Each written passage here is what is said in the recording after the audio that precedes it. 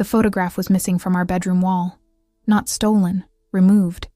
The nail remained, and a faint rectangle of unfaded paint marked where our wedding portrait had hung for 8 years. I stood in the doorway, grocery bags still clutched in my hands, trying to process this small but deliberate absence. "James?" I called out, my voice bouncing through our Boston brownstone. Nothing but silence answered back. I set the bags down and moved closer to examine the wall. It wasn't just the wedding photo. All pictures containing both of us were gone. The gallery wall in the hallway now displayed awkward gaps like missing teeth in a forced smile. Only photos of me with friends, my sister, or our dog Scout remained. James had edited himself out of our visual history with surgical precision. My phone buzzed in my pocket. A text from Beth. "Did he tell you yet? Call me."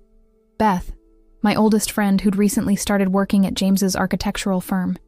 Beth, who'd been oddly distant these past few weeks. Beth, who knew something I didn't. I called her immediately. "What's going on? I just got home and—" "Emily." She cut me off, her voice tight. "I'm so sorry. I told him he needed to talk to you himself. I gave him until today." My heart hammered against my ribs. "Talk to me about what?" "He's been seeing someone. From the firm. Melissa Keller, the new project manager." The room tilted slightly. I steadied myself against the wall where our wedding photo used to hang. "How long?" I managed. 3 months. Maybe 4. Beth's voice cracked. "I only found out 2 weeks ago when I saw them together at Copley Place. He swore he was going to end it with her or tell you. I'm so sorry, Em. 3 or 4 months. While I was finishing my master's thesis. While I was planning our anniversary trip to Quebec. While I was researching fertility clinics, because we'd been trying for a baby with no success." "Is there more?" I asked, because I could hear it in her hesitation. "He's moved some things to her place on Marlborough Street. I don't think he's officially moved in, but—" I thanked her, hung up, and climbed the stairs to our bedroom. The closet door stood partially open. Half of James's clothes were gone. His favorite shoes, his weekend bag. On his nightstand, his wedding ring sat like a small, accusatory moon. I should have cried. I should have screamed. Instead, I felt a strange, crystalline clarity. I walked back downstairs, past the grocery bag still sitting on the floor, the salmon he loved, the special bourbon I'd splurged on for his birthday next week, and into his home office. The room looked normal at first glance. His drafting table by the window, bookshelves lined with architectural texts, the antique globe he'd inherited from his grandfather. But his laptop was missing. The filing cabinet drawer hung open, emptied of important documents. I sat in his chair and opened the desk drawer. Inside was a single envelope with my name written in his precise architect's handwriting. I turned it over in my hands several times before opening it. "Emily," it began, "by the time you read this, I'll have moved out. I've been trying to find the right words for months. You deserve better than this letter, but I'm a coward." The letter continued. 2 pages of justifications and apologies that all amounted to the same thing. He'd fallen in love with someone else and couldn't pretend anymore. He was sorry for the pain he was causing. He would contact me about divorce proceedings. He hoped someday I could forgive him. He signed it simply, James, not Love James, or even Sincerely. Just his name, as if we were suddenly strangers. I read it twice, folded it carefully, and returned it to the envelope. Then I opened his computer drawer where he kept backup drives and found what I was looking for. A small key. The key to our safe deposit box at Cambridge Trust. Tomorrow I would begin the process of understanding what else he might have taken besides his clothes and my trust. Tonight, I would sit in this unraveling home with its empty spaces and try to reconcile the James I thought I knew with the one who had carefully removed himself from our walls before disappearing from my life. Grief comes in waves. Mine arrived every morning at precisely 6:15 a.m. when the alarm would sound, and for 3 disorienting seconds I'd forget. I'd reach across to James's side of the bed, find it empty, and remember all over again. This particular morning marked 2 weeks since the empty frame. 2 weeks of unanswered texts and clinical emails from his lawyer. Rain pelted against the windows as I made coffee in the kitchen that suddenly felt too large for one person. My mother had offered to come stay, but I'd refused. I needed to face this emptiness, catalog every painful inch of it. The doorbell rang. I wasn't expecting anyone, especially not at 7:30 a.m. I opened the door to find a courier holding out a package requiring signature. "Emily Winters?" he asked, squinting at his tablet through rain-speckled glasses. I nodded, signed, and took the thick envelope inside. The return address showed James's law firm, Caldwell and Barnes. More divorce papers, I assumed. But inside was something else entirely. Bank statements, investment accounts, property deeds, all with yellow sticky notes in handwriting I didn't recognize. Blocky, all capitals, unlike James's architectural precision. Account opened March 2021. Read one note on a statement from Boston Private Bank and Trust. Property purchased July 2022, said another on a deed for a condo in Back Bay. Transfers to offshore account, marked a third on a series of transactions.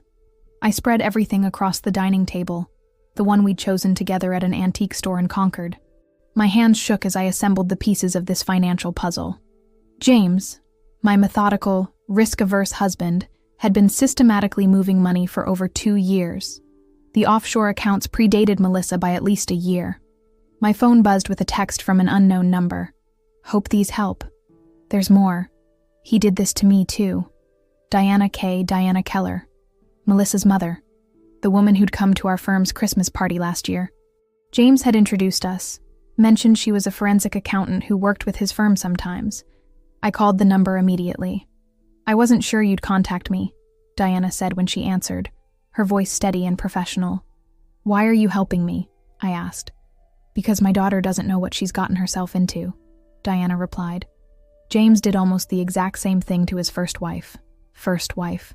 The words hit me like a physical blow. James was married before? Silence hung between us for a moment. "He never told you about Stephanie?" I sat down hard on the dining chair. "No," Diana sighed. "They were married for 3 years in Chicago before he moved to Boston. He cleaned out their accounts before filing for divorce. Stephanie found out too late. The room seemed to tilt again. That same vertigo I'd felt when finding the empty frames. "How do you know all this?" "When Melissa started seeing him, something felt off. I did some digging. It's what I do for a living." She paused.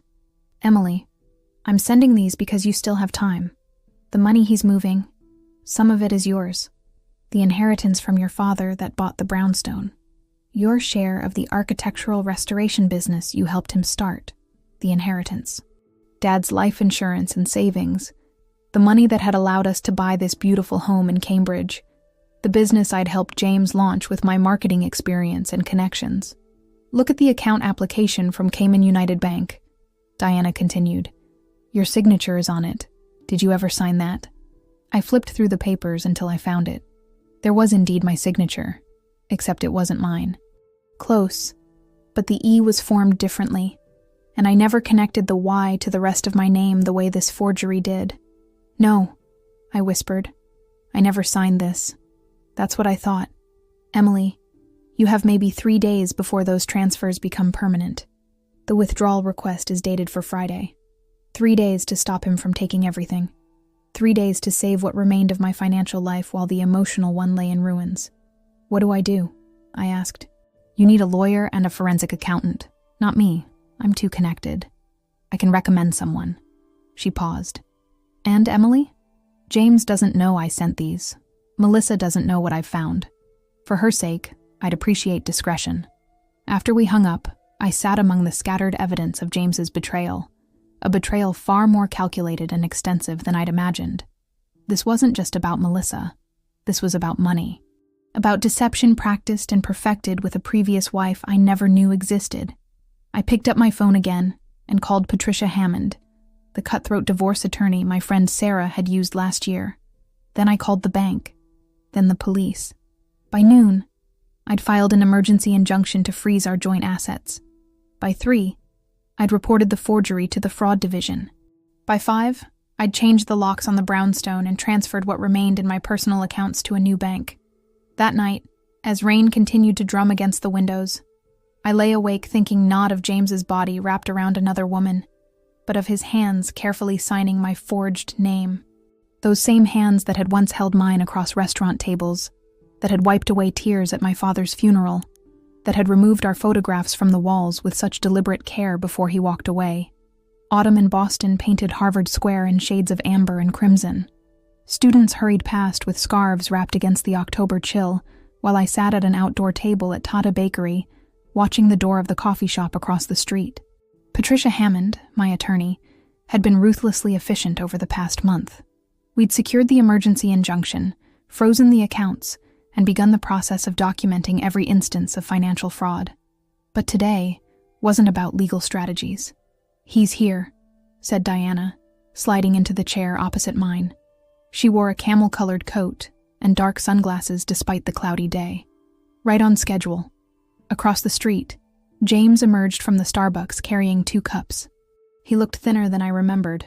His blue scarf, my Christmas gift from last year, wrapped around his neck. He handed 1 cup to a woman waiting outside. Melissa.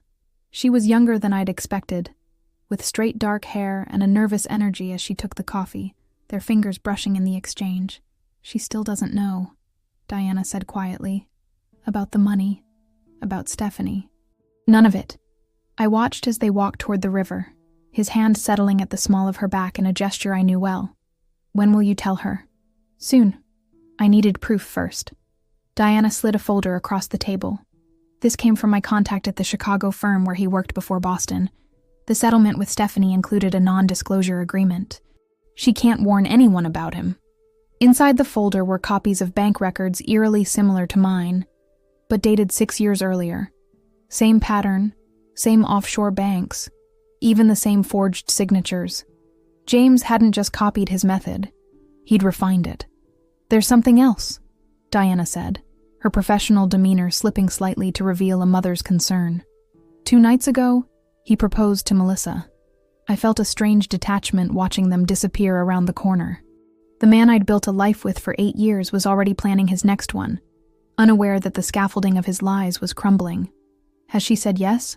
I asked. "She's considering it. She wants me to be happy for her." Diana removed her sunglasses, and I saw the same haunted look I'd faced in my own mirror. "I can't let her marry him." "No," I agreed. "You can't." We sat in silence for a moment, 2 women connected by the architect of our pain. I sipped my cooling coffee and considered our next move. "The forensic accountant found something else," I finally said. "The business account for Winter's Architectural Restoration. It received wire transfers from Harrison Development Group. Large ones, quarterly, for the past year." Diana frowned. "Harrison Development is under federal investigation for code violations. They've been cutting corners on safety requirements." "Exactly." I leaned forward. "James has been signing off on their architectural plans, certifying them as up to code when they clearly aren't. My name is on those business documents too. If anything happened, a collapse, a fire, I could be liable." The realization of how completely James had compromised not just my heart, but my future, my safety, my very freedom, crystallized in that moment. This wasn't just about money anymore. It was about stopping a man who left destruction in his wake while maintaining a facade of respectability. "What are you thinking?" Diana asked, studying my face. "I'm thinking we need to approach this differently." I pulled out my own folder and opened it to reveal printouts of emails between James and Harrison executives. These were in our shared cloud storage. He never deleted them. Diana scanned the pages, her forensic accountant's mind quickly grasping the implications. "This is bribery. Conspiracy." "Yes." I gathered the pages back into the folder. "Tomorrow, I have a meeting with the state licensing board. After that, the district attorney's office.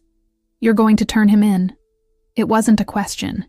"I'm going to stop him." I met her gaze steadily. "Not just for me, or for Stephanie, or for Melissa, but for whoever would come after." Diana nodded slowly. "Melissa won't believe it coming from me. She needs to hear it from you." "Set it up," I said.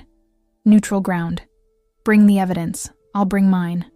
As we parted ways outside the bakery, I watched a young couple at a nearby table, heads bent close, hands intertwined, completely absorbed in each other. I remembered that feeling. The certainty that you knew the person across from you, that the life you were building together was real and solid. Walking back to my car, I passed the brownstone James and I had lovingly restored together. The irony wasn't lost on me. A man who built beautiful, safe spaces for others had constructed a life with me on the rotting foundation of lies. Tomorrow would change everything. For James, for Melissa, for me.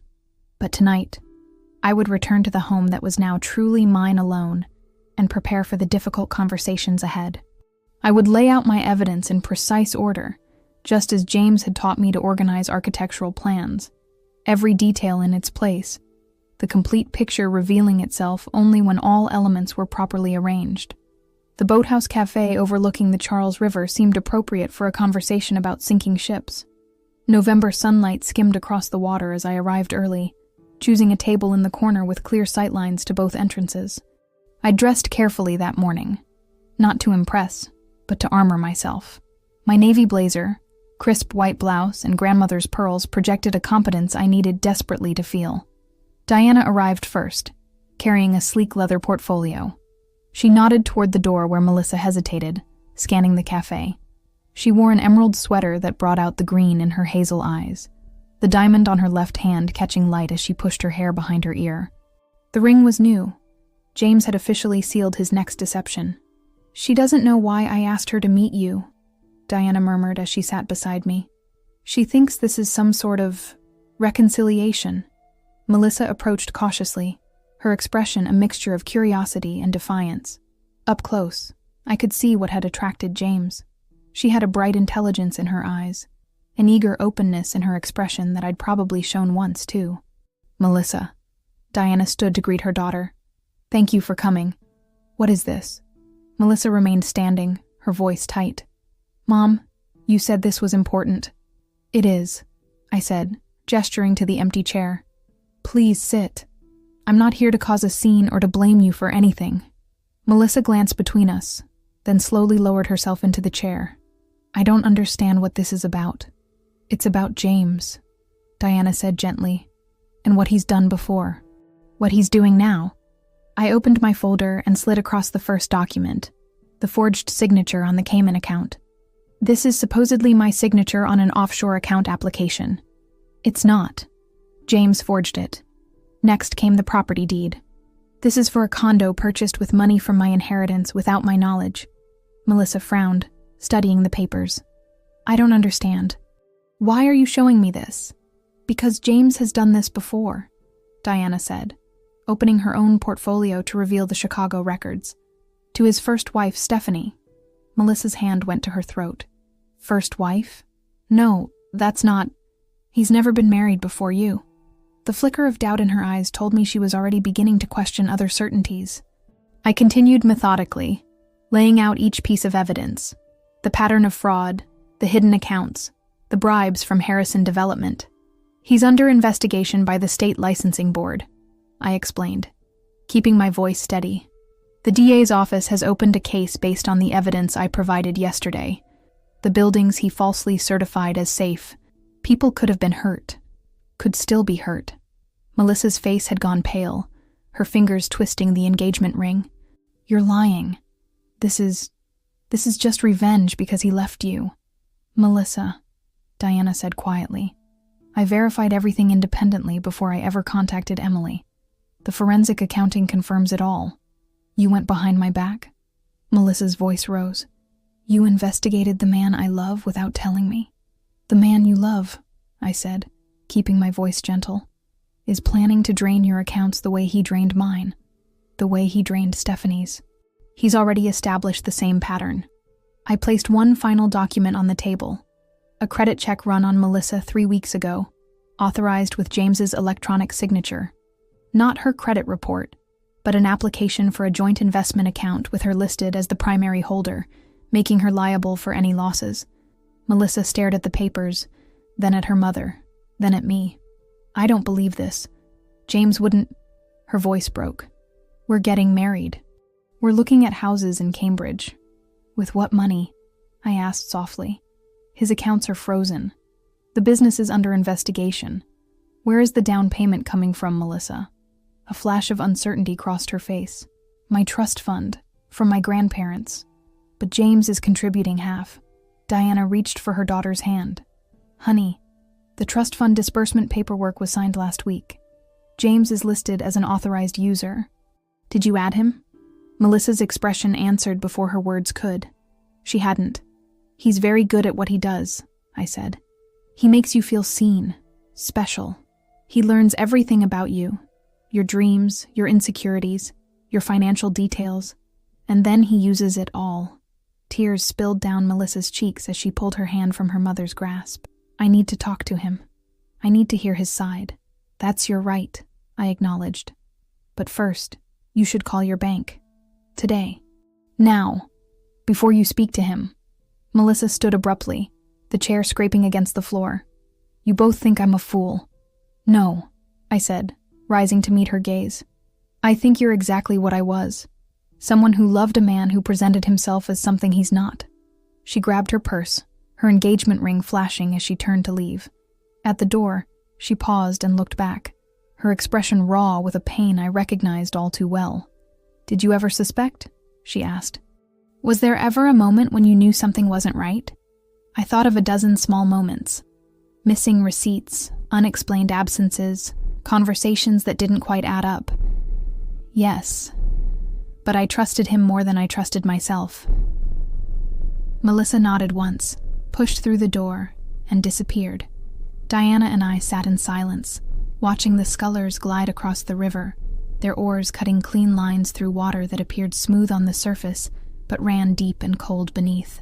Snow fell softly outside the courthouse windows, dusting the shoulders of pedestrians hurrying past. I sat on a polished wooden bench in the corridor, hands folded in my lap, waiting. 3 months had passed since the meeting with Melissa. 3 months of depositions, evidence submissions, and sleepless nights wondering if justice would actually materialize, or if James would somehow architect his way out of consequences as he had before. Patricia Hammond approached, her heels clicking sharply against the marble floor. They're ready for us. Inside the courtroom, I slid into place beside her at the prosecution's table. The criminal charges, fraud, forgery, conspiracy, had transformed my divorce case into something much larger.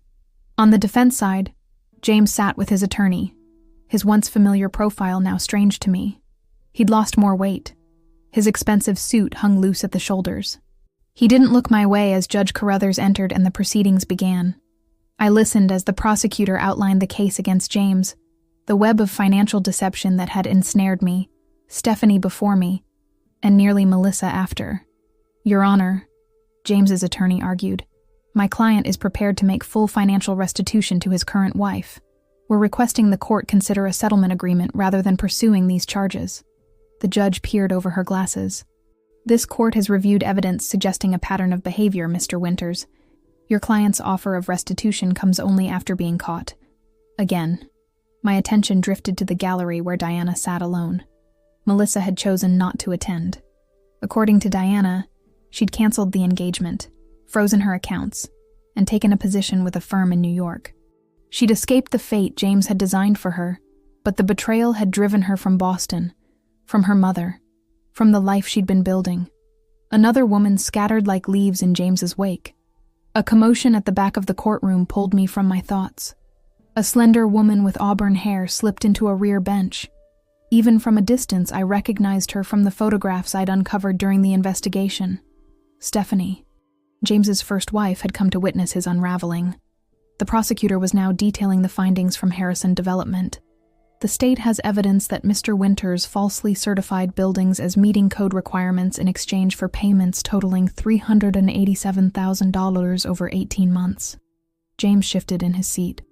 For the first time, he looked truly afraid. Furthermore, inspection of these properties has revealed significant safety violations that placed occupants at risk. The collapse of the parking structure at the Harrison Riverfront Apartments last month, which thankfully resulted in no fatalities, has been directly linked to substandard materials that Mr. Winters approved. Pictures of the collapsed structure appeared on the courtroom monitors. Concrete slabs tilted at impossible angles, twisted rebar exposed like broken bones, a disaster that could have been catastrophic had it happened during daylight hours. The judge's expression hardened. Mr. Winters, given the severity of these charges and the new evidence regarding the structural collapse, this court denies your motion for settlement. This case will proceed to trial. Additionally, the court finds sufficient cause to revoke your bail pending trial." James stood abruptly. "Your Honor, please." "Mr. Winters," the judge cut him off. "You have demonstrated a pattern of deception that extends beyond financial fraud to actions that endangered public safety. The court cannot in good conscience allow you to remain free while these serious charges are pending." Everything after that happened quickly. The bailiff approached. James's attorney protested. Patricia squeezed my hand beneath the table. And then James was being led away, his eyes finally meeting mine across the courtroom. Not with remorse or apology, but with a flash of bitter accusation, as if I were the betrayer. Outside the courthouse, snow continued to fall. Patricia reviewed next steps as we descended the granite stairs, but I was distracted by a figure waiting near the bottom. Stephanie stood with her hands in her coat pockets, snowflakes catching in her hair. "Go ahead," I told Patricia. "I'll call you later." I approached Stephanie cautiously. Up close, she looked older than in her photos, fine lines framing eyes that had seen too much. "Emily," she said simply, "I hope you don't mind that I came. How did you know?" "The NDA prevented me from warning you about him, but it didn't stop me from following the case once it became public." She offered a small, sad smile. "I needed to see it end differently this time." We walked together through the falling snow, two women connected by the same painful chapter.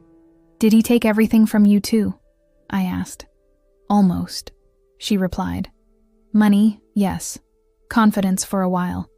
But he didn't take my future. I rebuilt." She glanced at me. "You will too." At the corner, we paused. Boston Common stretched before us, trees heavy with snow, pathways disappearing under white drifts. "Was it worth it?" she asked. "The fight? There were days I couldn't bear it, so I settled. Took what little he left me and disappeared. I thought about the months of legal battles, the humiliation of having my private pain made public, the nights spent questioning every memory for signs I should have seen. "Yes," I said finally. "Not for the money, but for the truth. And for Melissa." Stephanie nodded. "The woman who came after you. The one who got away. She deserved to know before he did to her what he did to us." We stood in silence for a moment, snow gathering on our shoulders. 2 points in James's pattern that had finally broken the cycle. "What will you do now?" Stephanie asked. I looked across the common toward Beacon Hill, where new possibilities waited. "Start again. Somewhere without memories." "Good," she said. "Let him keep the past. The future was never his to take." Spring arrived in Providence with a gentleness Boston never managed. My apartment overlooked a tree-lined street near Brown University, where I'd accepted a position teaching architectural history, a return to my first love before James had redirected my career toward supporting his. The irony wasn't lost on me that I now taught students about the integrity of structures, while my ex-husband served year 2 of his sentence for compromising that very principle. I'd chosen the apartment for its tall windows and hardwood floors, but mostly for its emptiness. No memories lurked in these corners. No ghosts of a shared life haunted these rooms. I'd furnished it sparingly, selling most of what James and I had collected together. The walls remained deliberately bare. No frames, empty or otherwise. The doorbell rang just as I finished grading papers. Sarah stood outside, holding a bottle of wine and a box from my favorite bakery. "You're going to be late for your own celebration if you don't hurry," she said, breezing past me into the kitchen. The celebration was for the settlement that had finally come through. After 2 years of legal battles, the courts had awarded me the full value of my inheritance plus damages. The brownstone had been sold, the business dissolved, and the proceeds divided according to legitimate contribution. Justice, measured in dollars and cents, had been served. "I'm not sure I'm in a celebrating mood," I admitted, watching Sarah uncork the wine. "Which is exactly why we're doing this." She handed me a glass. "Emily, you've spent 2 years looking backward. Tonight is about looking forward." She was right. Even with James behind bars, even with my financial security restored, I'd remained tethered to the past. Each court appearance, each legal document had kept me connected to a man I wanted desperately to forget. "Fine," I conceded. "But only because you brought those chocolate croissants I like." We walked to the restaurant where Diana waited at an outdoor table, raising her hand in greeting. Our unlikely friendship had solidified over the past 2 years, strengthened by shared trauma and healing. She'd moved to Providence 6 months after I did, taking a teaching position at Johnson & Wales. Neither of us had planned it, but finding each other in a new city felt like a gift from a universe that owed us one. I ordered champagne, Diana announced as we sat. And don't say it's too much. Today deserves bubbles. The waiter arrived with the bottle, popping the cork with practiced ease. As he filled our glasses, Diana raised hers in a toast. 2 endings, she said, and new beginnings. We clinked glasses, the champagne bright and effervescent on my tongue. Around us, students and professors filled the sidewalk tables, enjoying the warmth of the May evening. I'd come to love this college town with its intellectual energy and historic architecture. "Have you heard from Melissa?" I asked Diana. She nodded. "She's good. Really good, actually. Made partner at the New York firm. Dating someone new. A doctor, I think." Diana smiled. "She asks about you, you know." "She does?" "She says you saved her life. Not in those exact words, but that's the meaning." I looked down at my glass. "I couldn't save mine." Sarah squeezed my hand. "That's not true. You absolutely saved your life, just not your marriage. There's a difference." The conversation shifted to lighter topics. Sarah's new puppy, Diana's summer travel plans, my research on women architects of the early 20th century. As twilight deepened around us, I felt something I hadn't expected. Contentment. Not happiness, exactly, but its quieter cousin. A sense that I was exactly where I needed to be. After dinner, we walked along the river where water fire preparations were underway for the weekend festivities. Workers arranged wood in the metal baskets that would later hold dancing flames above the water. "Oh, I almost forgot," Diana said, reaching into her bag. "This came to my office today."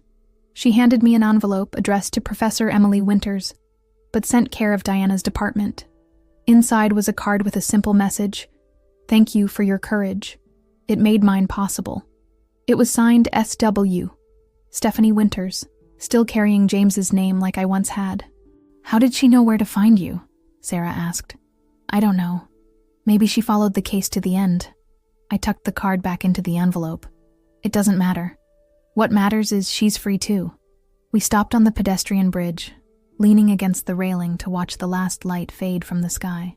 Below us, the river flowed quietly, carrying away winter's last remnants. "What will you do with the settlement money?" Diana asked. I'd been considering this question for weeks. "Some of it goes to savings, obviously. Some to my sister for the loan she gave me during the worst of it. And the rest?" Sarah prompted. "I'm starting a foundation," I said, the words feeling right as I spoke them aloud for the first time. "For women rebuilding after financial abuse. Legal help, housing assistance, career counseling." Diana's eyes widened. "Emily, that's perfect. It won't be huge, but it will be something. A way to turn what happened into something useful." I looked out over the water. "I'm calling it Foundations."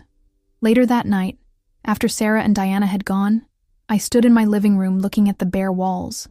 For 2 years I'd left them empty, afraid to hang anything that might one day be removed, afraid to create new spaces that could be hollowed out. I opened my closet and pulled out the package that had arrived last week, a painting I'd commissioned from a local artist. A small cottage by the sea, waves breaking against rocky shores, a lighthouse in the distance. Not a memory, but a possibility. I found a hammer and a nail, measured carefully, and marked the spot. Each tap of the hammer felt like a declaration. Then I hung the painting, stepped back, and looked at it gleaming in the soft lamplight, the first intentional mark on my new life's empty canvas.